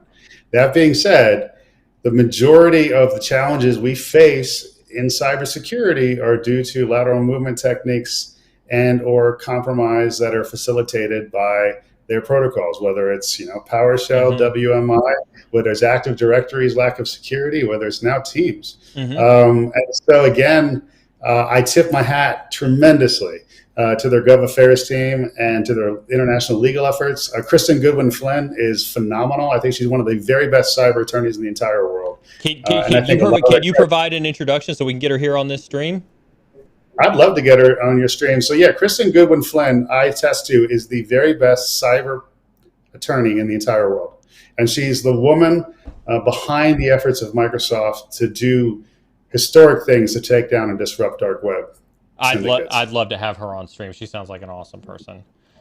Dominic comes through with a question and says, since over 50% of data is anticipated to going to the edge by 2025, who has the best solution for cybersecurity at the edge? Best layered approach and telemetry? Maybe if that's too controversial from a technology perspective, let's talk about strategies. It's too close to home. Yeah, let's talk about strategy instead. You know, let's talk about it. I mean, I think a lot of the major players have done great work in that area. I can't discuss strategy because that is obviously something that's very near and dear to our heart at VMware, and we've invested tremendously in that with capabilities like the Anywhere workspace. So I'll just leave that there. I think we got some significant competitors, but because we can protect any app, any device, and any cloud, which no other company can do, we have an edge on that. No, I think that's fair. I think that's fair. I'll ask. Yeah, I was gonna say we'll ask the mods to push the next question on that one. We want to keep this kind of agnostic in that regard. Exactly. Devnal Zen said, some of this legal stuff sounds good, but how we protect the white hats, the current CFAA, the Computer Fraud and Abuse Act, and such is so outdated and wielded on the wrong people. So really, it's not a question of changing the laws so much as modernizing supervision and enforcement of said laws for both good and bad activities that make distinctions amongst activities. And so white hats, I've been a white hat. I was obviously part of core security where we were the first ever penetration testing capability out there, which, we had to make sure it was used in the right way, but we were also creating exploits, right? Everyone knows that. Point is, I think it does need to be revisited. I think it needs to be revisited in a multitude of regards. So I agree with you, but not just pursuant to white hats. It's still not effective in giving capacity of legitimate organizations and government agencies to actively defend their capabilities and technologies without hacking back. I'm not a fan of how CFAA has been, I think wielded is a great way to put it, as Devnal Zen puts here, because I think that this gets back to the disparity that exists in how the U.S. leverages its non-government cyber expertise versus how Russia leverages its non-government cyber expertise and China leverages its non-government cyber expertise. I think CFAA has really pushed us away from leveraging the experience of folks who either don't want to be part of the government or for whatever reason can't be a part of the government, but are still very effective at what it is that they do. Concur. All right. Is there a problem of communication between departments, agencies still? I remember learning that was a problem found during the 9/11 investigations, Undefined Creatures says. No. And I also think the U.S. government is more willing to share information with you if you join their various myriads of information sharing public-private partnerships. And I do think that it's much more bi-directional nowadays than it ever has been. I think the leadership of CISA with Jen Easterly, Chris Inglis over, as the super god director of national cybersecurity. People like Jonah Forrest Hill, who's in the National Security Council for Cyber, just came over there from Secret Service. They have great interpersonal relationships with each other and dynamics with each other, and General Nakasone, and then Rob Joyce over at NSA. These people kind of grew up in the trenches together. A lot of them came out of the military. A lot of them came out of intelligence community. They've been doing cyber for the government for decades, and then some of them left for the private sector. Like, Jen went to Morgan Stanley, and now she's back because she missed the mission and she really wanted to help civilize cyberspace. So I think because of the interpersonal relationships and then the joint task forces that they've established, we've been much better at working together over the past 18 months. I think that's fair. And I think we can see that as an industry when we see more tweets from CISA or more Right. tweets from U.S. Cyber Command, more Yeah. outwardly facing intelligence And you see sharing that joint, happens. joint advisories from Cyber Command, CISA, FBI, and Secret Service. Like what? Absolutely. Yeah. That Yeah. shows that they're working together better. Yes. I can remember bashing on the FBI when I first got out because they wanted to work with the private sector but refused to share intelligence.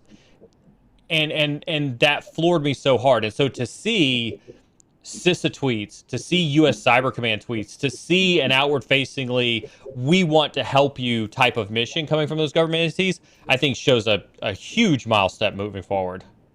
Like there's still work to be done here, but I would say that the leaders of the government agencies who have the authorities and have the true impact in civilizing our cyberspace, I think they're in agreement on the strategy.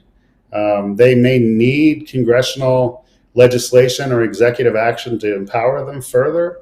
I'm sure they need more resources from both a budgetary perspective and personnel perspective, because look, they can't pay as much as VMware pays. Right. So they have challenges with people, like bringing people in. And I know they just fixed that recently by allowing people to come in at a 14, at age 30, because they have the legitimate expertise and only having to commit for like 5 years. Or people who can leave private sector. I could leave my job at VMware, take a sabbatical for 2 years and go work for the government for 2 years, to feel like I'm giving back to my country and still, double dip. But let's be honest though. We're trying to do some things there. I mean, I'm not doing that, but I was gonna say a GS14 though, like you're barely pulling in like $85,000 a year minus the cost of living allowance at a GS14. You're not pulling in. No, it's been a while for you. It's been a while. Has it been a while for you? If I go look at the general schedule, you're gonna tell me it's better now? Hold it up right now. I'm gonna pull it up right now. I'm gonna let you answer this next question from Undefined For any Creature.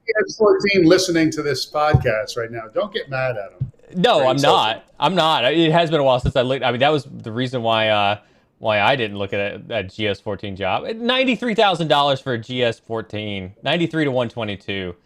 It's a 122. See. I mean, come on. It's big numbers. That's bigger than it was, 6 or 7 years ago. I'll give you that. But I mean, you wouldn't. I mean, there's not a lot of folks who have been 5 to 6 to 7 years in the private sector that leave their private sector job to go take a GS14 job. I'd argue that one.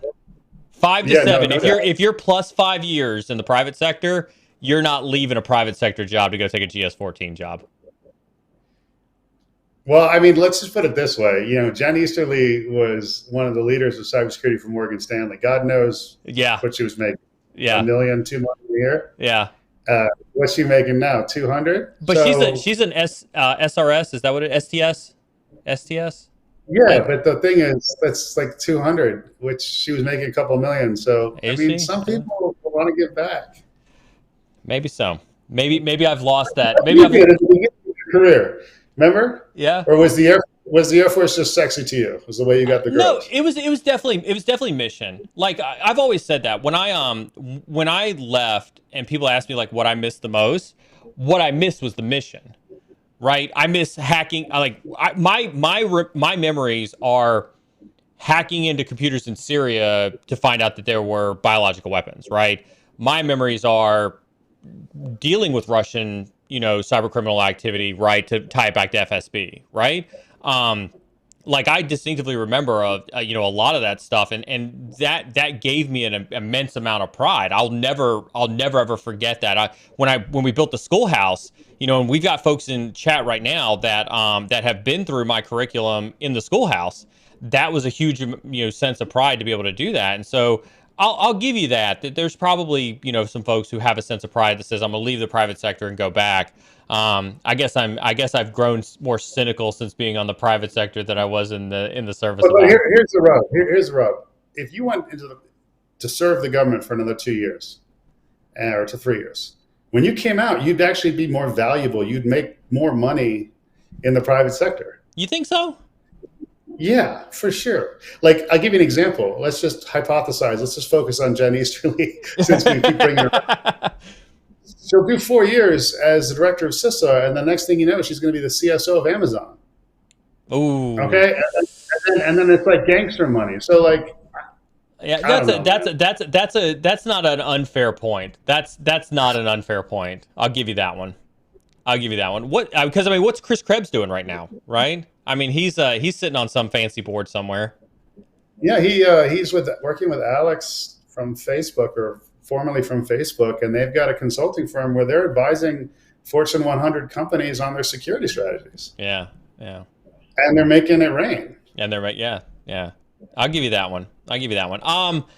All right. So it looks like I just got notice from my moderators that they did get the winner information. I didn't see who the winner was, so congratulations to the winner, whoever that was. I didn't see who that winner was. Let's go ahead and run the second giveaway before I let you answer this question, Tom. The second giveaway, we're actually going to pick two winners for. You need to be ready to give your name and your email address for this. Listen, real quick, and I want to make sure that everybody is crystal clear on this. And again, I want to thank VMware Carbon Black for this. The passes that we're about to give away are not transferable whatsoever. And so whoever wins this needs to be absolutely sure that they can attend this conference and be able to make sure that you can actually, attend this conference. And so this is for 2 tech passes for VMworld, which we've talked about here on stream as well. You can hit !VMworld in chat to get more information on VMworld. This year's Tech Plus Pass grants access to enhanced technical content, including Tech Plus tutorials, hands-on labs, guided workshops, one-on-one consultation, and even more. Tom, I'm sure you've got more information on VMworld and what those Tech Passes have access to if you want to talk about, but I'll have Sec IT guy go ahead and start to run that giveaway inside of chat now, if you want to take that away, Tom. No, it's legit. I mean, it's legit. It's like attending a Harvard Business School executive seminar course over a weekend, over the span of 2.5 days, in whatever facet of technology or security you choose to dig into, with free expertise and obviously a learning experience that you can bring back to your real world life. And I think it's worth what is it worth? $299 is the value for one of the tech passes. And that's cheap because obviously it's virtual this year, but I think when it's in person, it's typically a couple $1,000. Yeah, and I got to say that I think what makes the tech passes so interesting is the hands-on piece of it. You get your hands on the technology. You get to the one-on-one experience, even in the virtual setting. You guys have gone out of your way to do that. And of course, yours truly is sitting on a panel there, so you should come and at least watch me on a panel. What's your panel called? It's Evolution of Ransomware. I'm actually doing the media panel with Katie Nichols from Red Canary, Amelia from your team, and the CISO from Cognizant, Jonathan, I think is his name. So super excited for that one. Undefined Creatures wants to know, do you think that ethics should be a more commonplace class?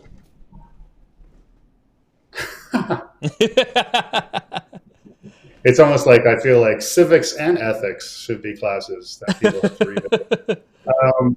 Look, I was blessed to be raised by a U.S. diplomat. I'm a foreign service brat. I grew up in Africa and Latin America during some very dark years. Not for me, but for those countries. And I was always raised on the premise, this goes back to the original point of the quote from JFK, like, ask not what your country can do for you, but for what you can do for your country. And then what you do in life will truly echo in eternity. That's my construct. That's who I am. And I don't necessarily think it needs to be ethics. I think there needs to be greater mentorship. And for those of you out there who feel like you don't have the cycles to find a mentee or a protege, you're wrong. And it's so rewarding. And you should mentor them on far more than cybersecurity. You should mentor them on how to be a woman or a man in this crazy world that we live in. I wholeheartedly agree with that. I think I don't think you can teach ethics, right? I don't think that ethics is necessarily necessarily something you can teach to people. I think that it's about your core values, right? You can teach core values, and you can only hope that those core values rub off on somebody the right way. I can wholeheartedly agree with you, Tom, when it comes to, there is no such thing as not having time to be a mentor.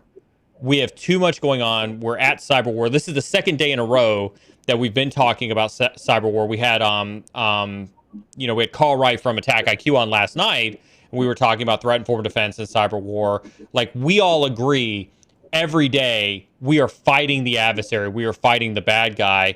And so I don't think that we have the time to say, well, I don't have time to be a mentor, I don't have time to have a mentee. It's more important to us than that. So wholeheartedly agree with you.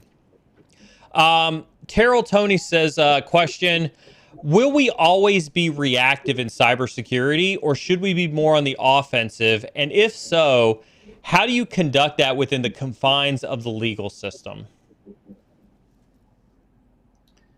I do believe in active defense. It is a spectrum. I don't believe in hacking back. I do think that you should have capabilities in place, beginning with deception and data cloaking, all the way through the capacity to locate your data when it is compromised and locate your devices when they're physically stolen, to microsharding data on those devices or where it ends up being consumed, limited to just the blast radius of that data, and in automated fashion. That is currently a very gray area of the law.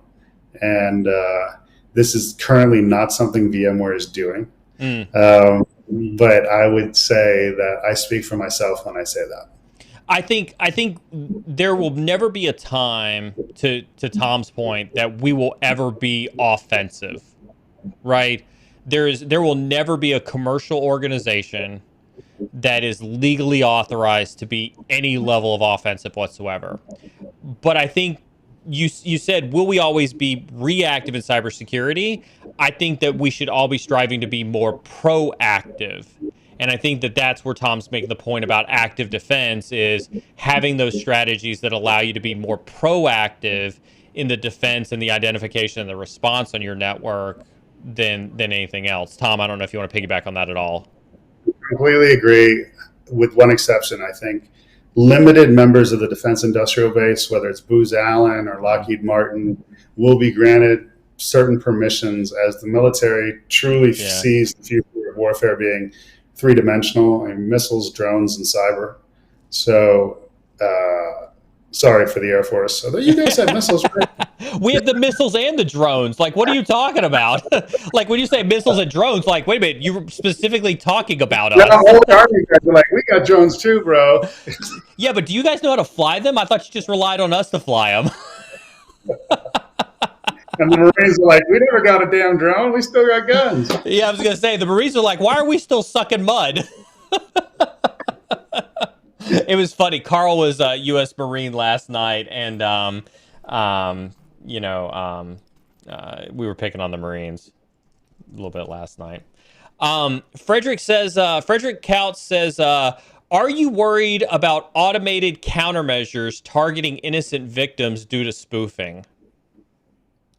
Yes, I would very much be worried. I would advocate that any countermeasures that would be employed legally have a delay of a timer in them, just like the Russians, typically deploy C2s on a sleep cycle with a 72-hour timer for their secondary C2. Of course, you better be looking for that. If you're not, you're screwed. Yep. You should put a 72-hour timer on yours. Yeah.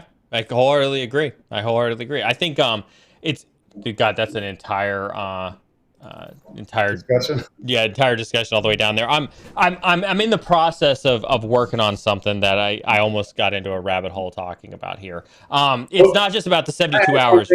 Go for it. Can I add to this? The majority of significant attackers, not like ransomware affiliates or people using ransomware as a service, but significant threat actor groups are conducting counter incident response, and there's been a huge spike recently of manipulating timestamps. Yeah, and that is something that's highly problematic. It's in many ways it's problematic, but imagine if they go beyond just doing it in Active Directory associated with the logging of events.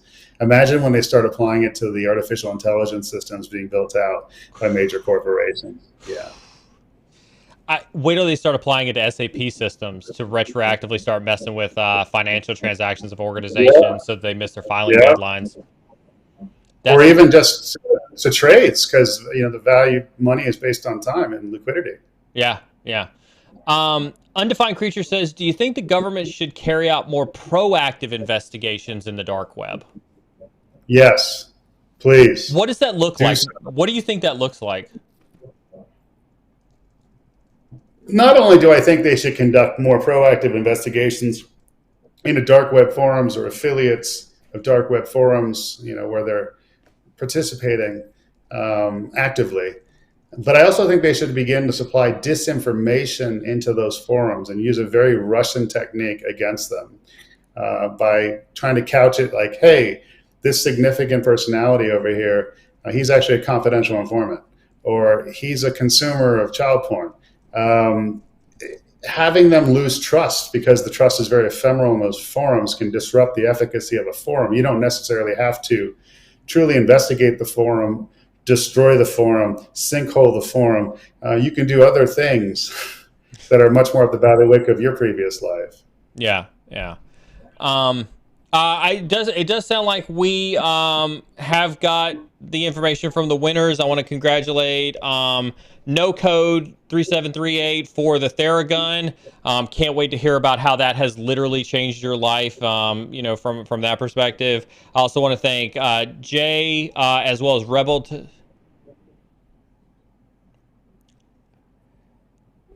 Oh, okay. So the last two, we're still waiting on your information. Jay and Rebel Tech, if you're hearing me now, make sure you're messaging Carmen Mod on Discord for your passes to VMworld. I was going to make a comment on the dark web.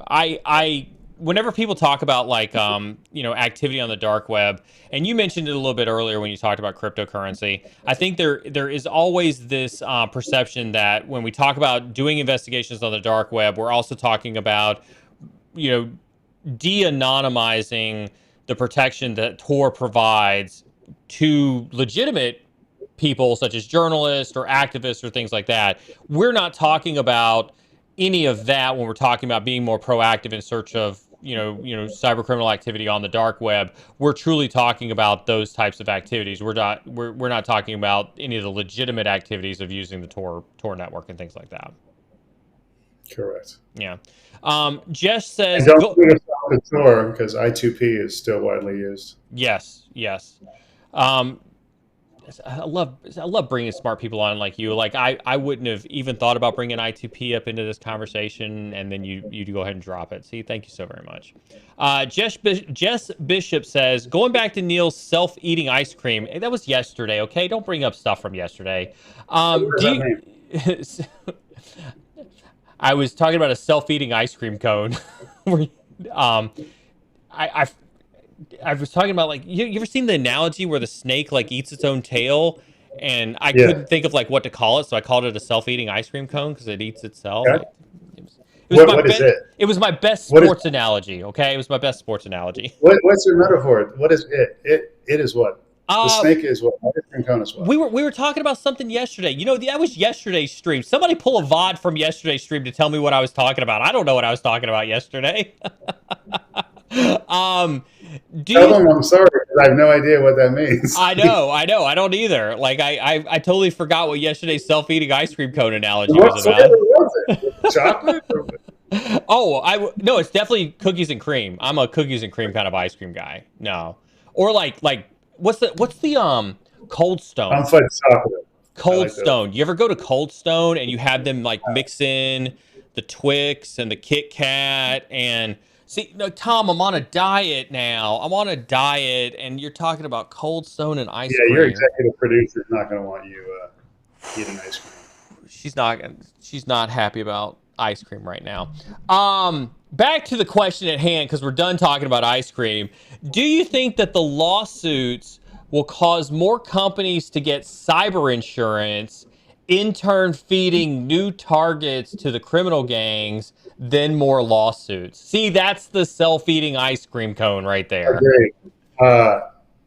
So cyber insurance industry, the insurance sector as a whole, is about to come to a reckoning. What? Because when ransomware payments are banned, they will no longer be able to live up to their policies, which have primarily been purchased in the last 4 years because of ransomware. Mm-hmm. And I think the more people will be more invest those monies into cybersecurity.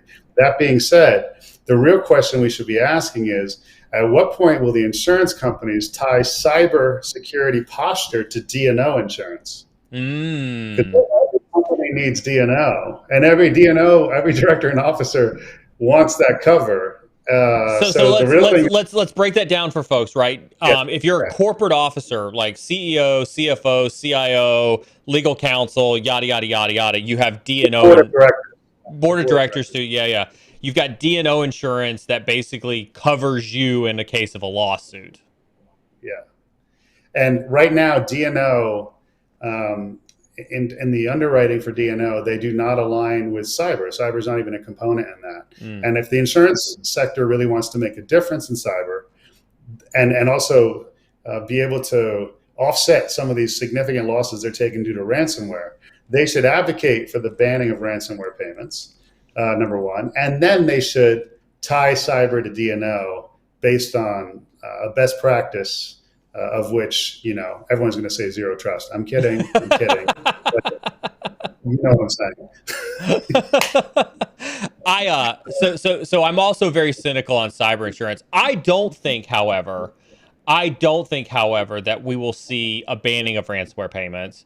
I think that we saw a very, very brave insurance company earlier this year say, I'm going to stop paying cyber insurance if you pay a ransom, type of thing. But we'd never heard anything else after that. We've never seen a secondary, insurance company pick up on that. I think it's all smoke and mirrors. Well, no, but listen, the financial regulators can still tell the insurers, because they are regulated, that if ransomware is now likened to terror, that they're financing terror. They're financing terror when they make those payments. But well, hold on. Well, how do you explain last year? I forget which company it was, paid REvil, which is clearly on the OFAC list, on the sanctions list. Yeah. But obviously paid them to get the decryption keys. There was some loophole there that allowed them to do that. Yeah, and I think it's a really important point that you bring up, that REvil was on the sanction list, or at least some significant characters within REvil. And it was a violation of economic sanctions. And look, that's the whole purpose of ransomware. That's why it doesn't detonate on Russian keyboards.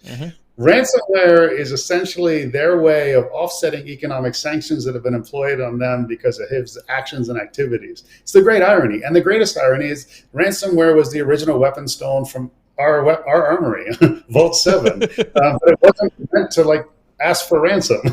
So when you think about this historically, there's so much, oh my God, there's so much irony in this. It's thick. It's thick. And only until we basically say ransomware is an act of terror or you're violating economic sanctions with it, will we begin to change the flow of money. Yeah. So I think we're good on the winners now. I just got word from my mod that it sounds like we're actually really, really good on the winners. We'll take this as the last question for tonight, Tom, and then we'll wrap up for this evening. Where do we as a country need more cyber professionals? Any particular branch of the government, and which areas? Secret Service, FBI, the law enforcement agencies in general, but also I'd say at the state and local levels, there are insufficient amounts of cybersecurity professionals because of the lack of pay, because of the lack of resources. The sector that's probably the most vulnerable is probably water utilities. And it is scary. Just to give you a little vignette, when Secret Service, it was Secret Service, by the way, notified, the Joint Task Force that water utility outside of Tampa during the Super Bowl weekend had been compromised.